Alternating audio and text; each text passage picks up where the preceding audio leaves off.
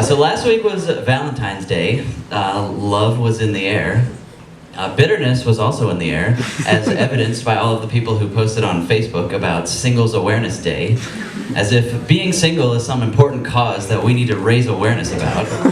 It's like you walk into Baker and there are students tabling outside of West 82, and you go up to the table, not that you would ever, realistically, you'd probably just awkwardly glance at the table and try not to make eye contact. But let's just say you go up to the table and you're like, oh, what's this? They're like, it's a bake sale, we're fundraising. Oh yeah, what for? For singles awareness. Far too many people in this country are single. It's becoming an epidemic and we need to raise awareness about it. Okay, well, what specifically are you raising money for? All proceeds go towards our Match.com accounts. Now, don't get me wrong, I'm not taking a shot at anybody who uses Match.com or online dating or anything like that. Back in my single days, I created an online dating profile, and I was that guy who actually put serious thought and effort into his online dating profile.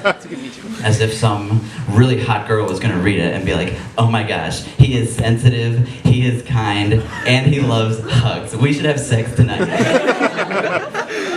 For some reason, it never worked out that way for me.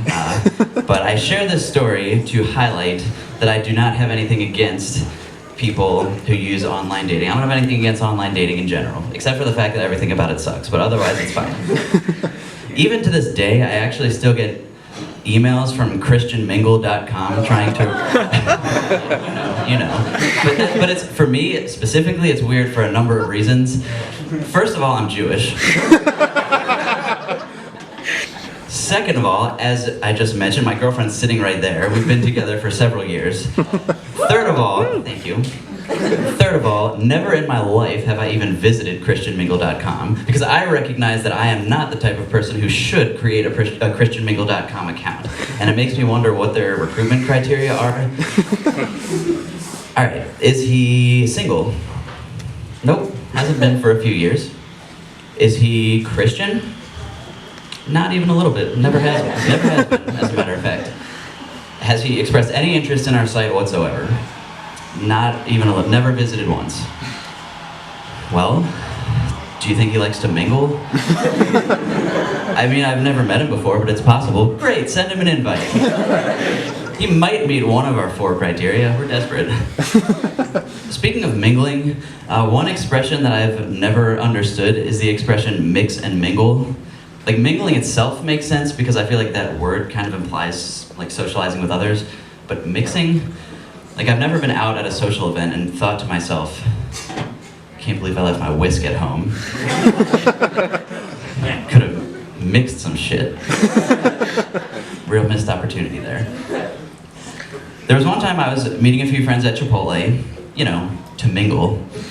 And when they got there, they sent a message in our group text that said, we are outside of Chipotle. I was running late, so I responded and said, I'm also outside of Chipotle. I still haven't left my apartment.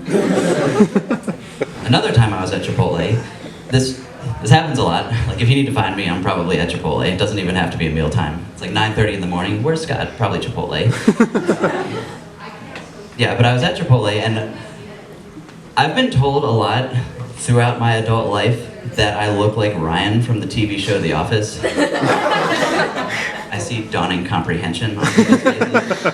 And there was one time I was at Chipotle and I was sitting there and 3 girls walked up to me. I've never seen them before in my life. They walked up to me and they said, has anyone ever told you? And knowing how this would probably end, I said, told me that I look like Ryan from The Office? They were like, yeah. I was like, no one's told me.